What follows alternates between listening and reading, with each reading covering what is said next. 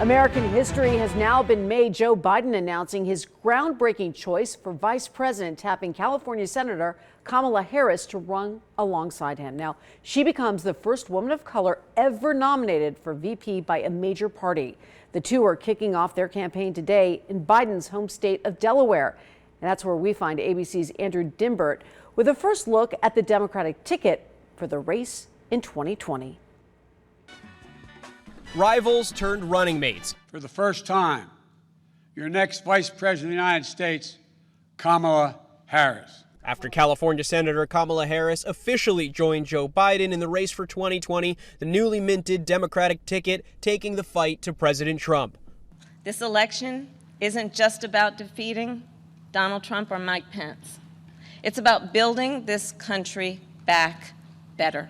As Joe Biden's vice president pick, Harris makes history. She's the first black woman on a major party ballot and the first Asian American to get the VP nod. My mother was one of the greatest sources of inspiration in my life. I was taught that I had a responsibility to be a part of the fight for justice. Harris, a graduate from Howard University, is no stranger to trailblazing political paths. She was the first black woman to be elected district attorney in San Francisco.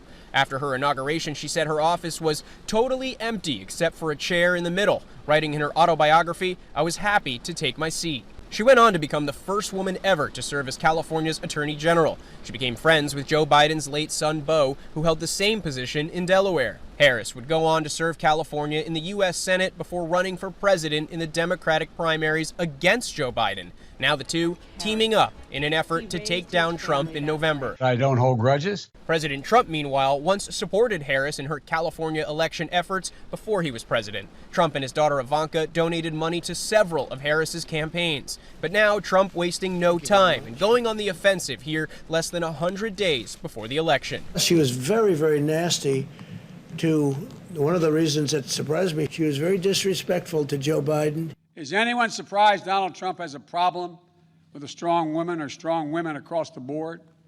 And after we see Harris and Biden here for the very first time as a presidential ticket, they're heading right out onto the campaign trail, going to a fundraiser later this evening.